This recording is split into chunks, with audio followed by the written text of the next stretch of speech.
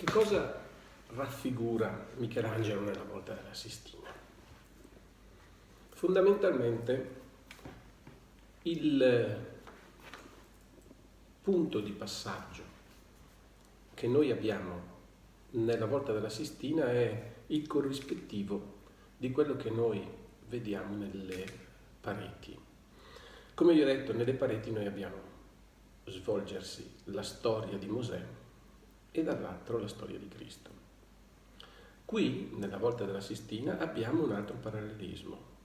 Da un lato, nella dorsale centrale, abbiamo le storie della Genesi e quindi dal primo giorno, quindi Dio che inizia la creazione, fino alla ebbrezza di Noè, mentre tutto quello che si svolge intorno sono le generazioni che vanno da Abramo fino a Cristo. Quindi nelle lunette e nelle vele noi abbiamo raffigurate tutte le generazioni che vanno da Abramo fino a Cristo, quindi il fil rouge che unisce la profonda antichità, ovvero Abramo che è il padre nella fede, quindi colui al quale Dio per primo dice vai e costruisci il popolo,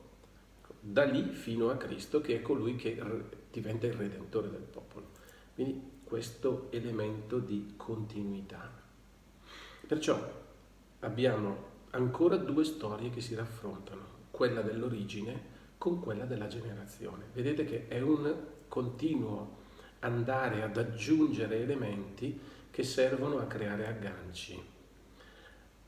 Attorno a questo e accanto a questi due nuclei fondamentali noi abbiamo l'apparire di alcuni altri elementi tipologici. Perché?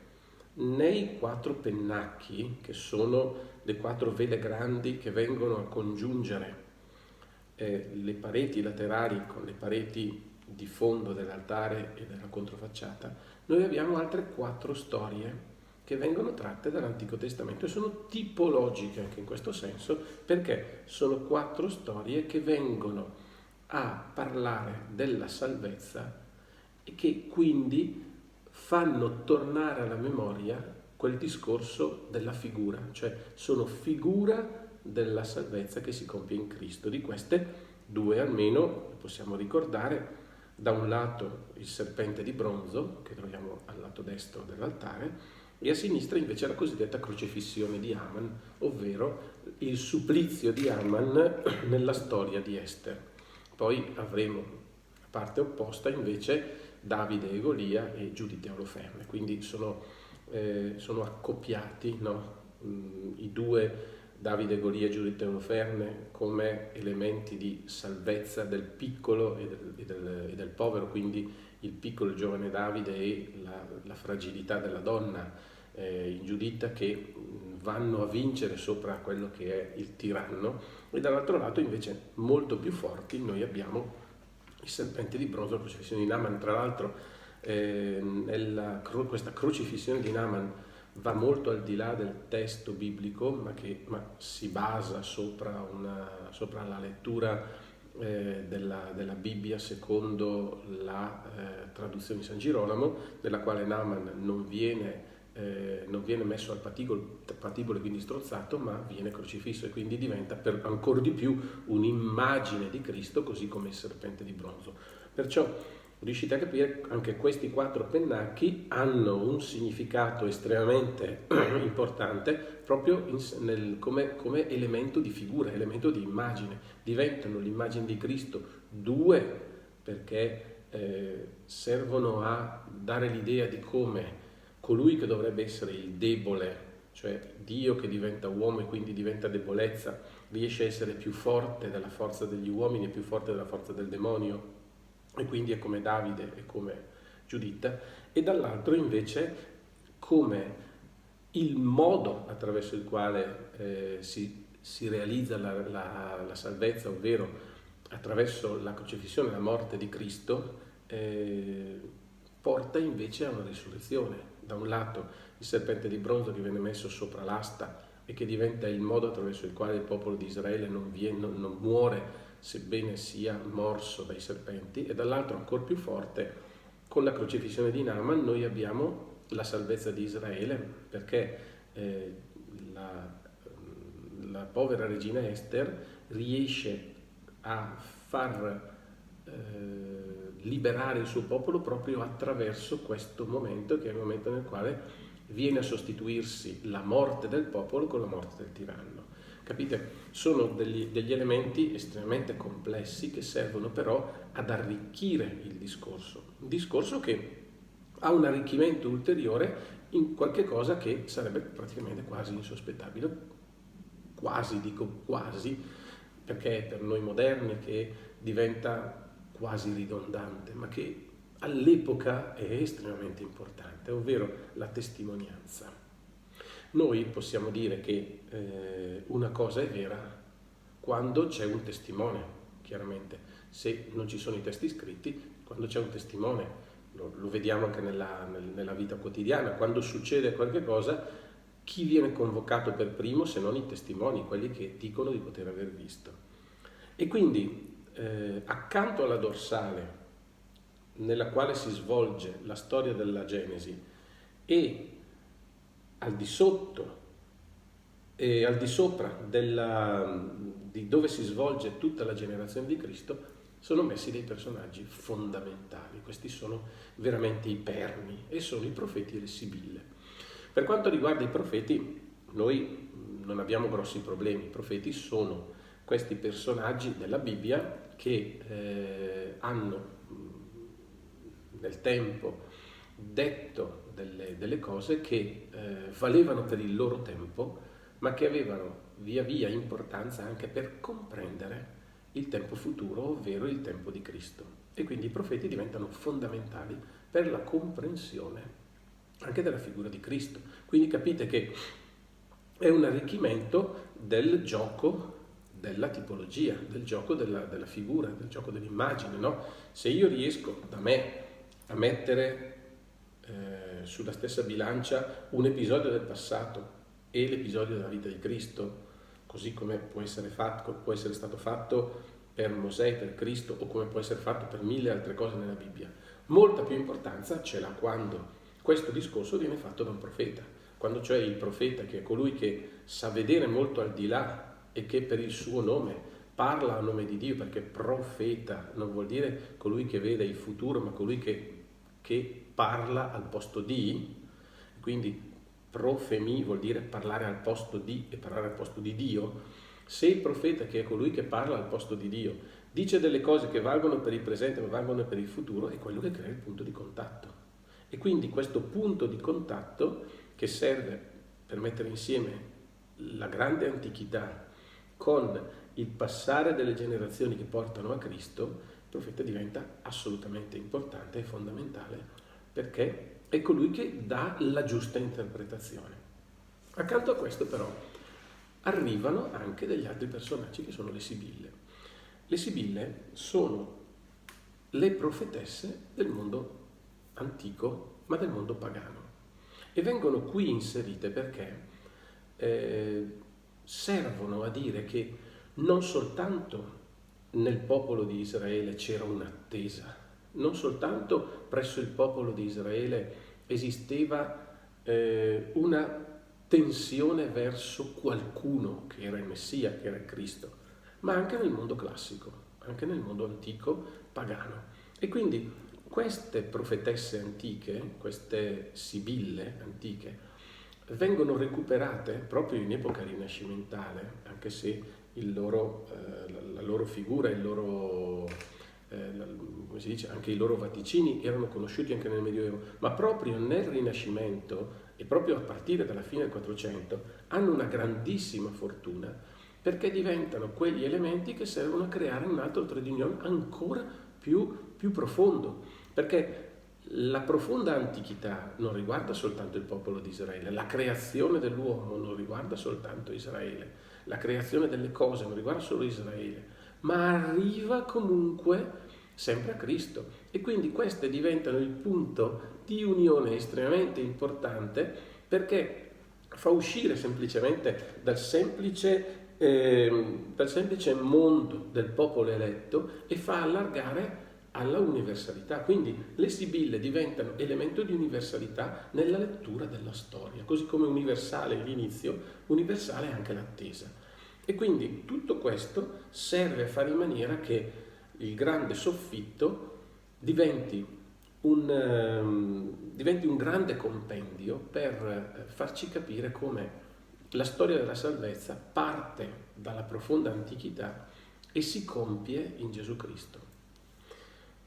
Questo elemento è estremamente importante, ma è anche estremamente difficile da recuperare oggi per un motivo.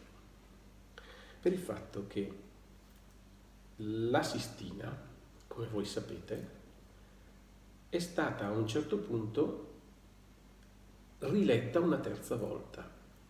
Ma questa terza volta la rilettura non teneva più presente le due letture precedenti. Cosa succede? Sapete tutti che dopo il sacco di Roma, il Papa Clemente VII decide di far dipingere a Michelangelo la parete d'altare della Sistina con il giudizio universale. Di questo parleremo in seguito. Ma questa parete del giudizio universale era già stata dipinta e aveva, come le altre pareti, gli stessi 3 registri, anzi gli stessi 4 registri. Il registro, come dicevamo, dei finti arazzi, il registro delle storie di Mosè e di Cristo, il registro con i papi e al di sopra le lunette. Quando questa parete viene distrutta, viene eliminata la parte iniziale di tutto il discorso. Perché vengono distrutte le 2 lunette di Michelangelo, nelle quali c'era l'inizio e la fine delle generazioni di Cristo, ma vengono distrutte anche le 2 lunette, le 2 storie della vita di Mosè e di Cristo, con la nascita di Mosè e la nascita di Cristo. Ma ancora più importante, viene distrutto un altro elemento, ovvero la pala d'altare. Pala d'altare che era stata affrescata, ed era stata affrescata da Perugino. Questa pala d'altare raffigurava, secondo il disegno che ci è rimasto, raffigurava un episodio che è stato interpretato quasi sempre come l'assunzione della Vergine. Proprio Pfeiffer, ma anche altri studiosi, hanno invece individuato in questa pala, il soggetto di questa pala, non in una assunzione, ma in un'allegoria dell'Immacolata Concezione. E questo funziona perché Papa Sisto IV, durante il suo pontificato, cercò in tutte le maniere di far approvare il dogma dell'Immacolata Concezione, anche se non ci riuscì perché aveva molto forte l'opposizione dei domenicani. Riduco di molto questo discorso perché la disputa sull'Immacolata Concezione è un discorso che potrebbe occuparci tutto il corso e poi sarebbe complesso e si dovrebbe entrare in discorsi teologici che non ci riguardano. Però tenete solo presente questo.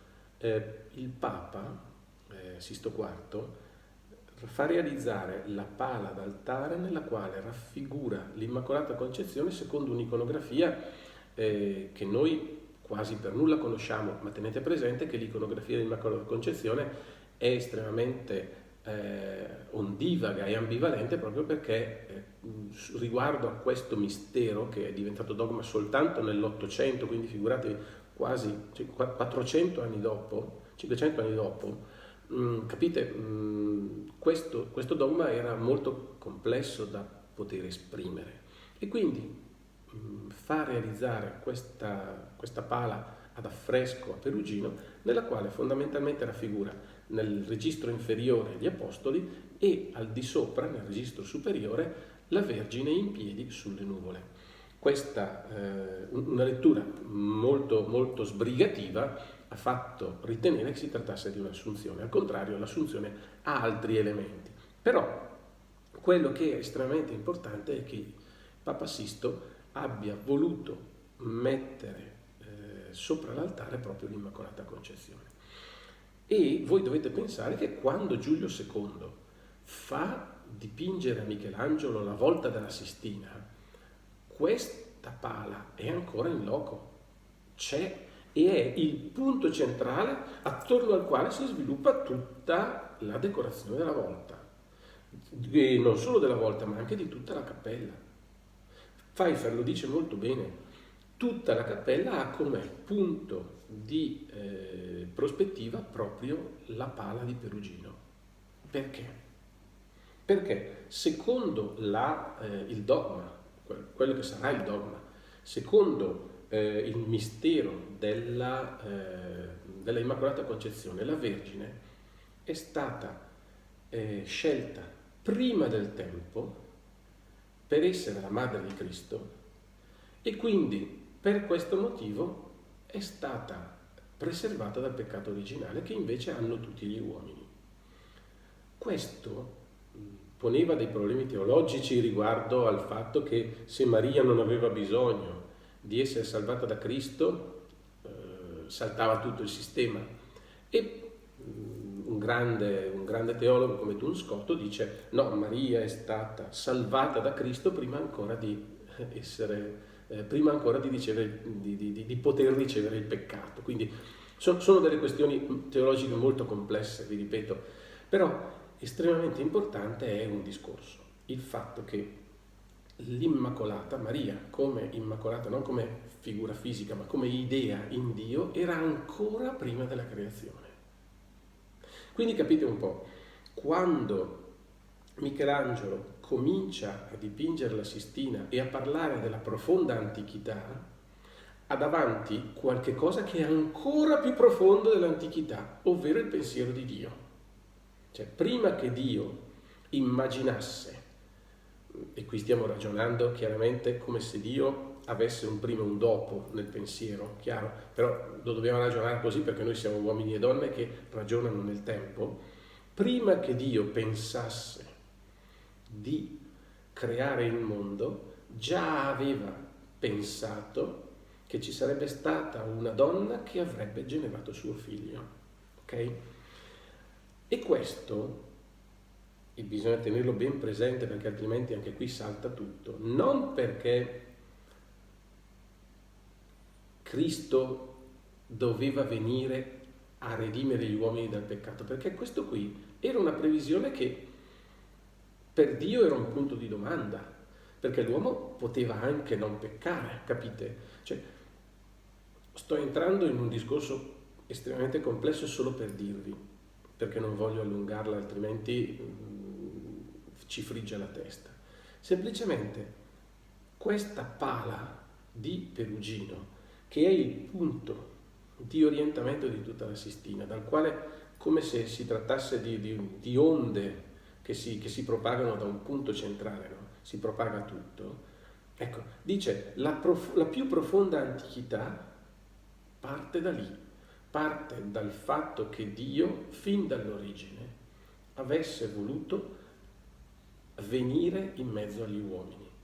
E per venire in mezzo agli uomini aveva già previsto che ci sarebbe stata una donna che l'avrebbe partorito. E questa donna doveva essere perfetta. Da qui si apre tutto il resto. E quindi immaginatevi la Sistina, no?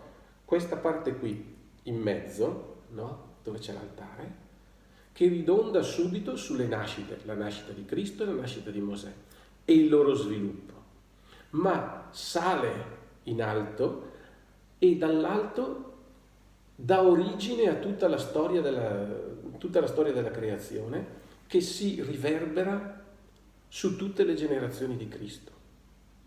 E a testimonianza di tutto questo ci sono i profeti e le sibille, che dicono che Dio ha continuato durante i tempi a parlare agli uomini attraverso degli uomini profeti, ma attraverso anche a delle donne che magari non sapevano nemmeno bene che cosa stavano dicendo, perché non avevano tutte le informazioni che potevano avere nel popolo di Israele, ma ha continuato a parlare di questo mistero qui, ovvero il fatto che fin dall'origine Dio aveva voluto stare così vicino agli uomini da volersi incarnare, e che per questo motivo aveva scelto di avere una donna che fosse perfetta prima ancora che ci potesse essere l'idea dell'uomo, della donna e della creazione.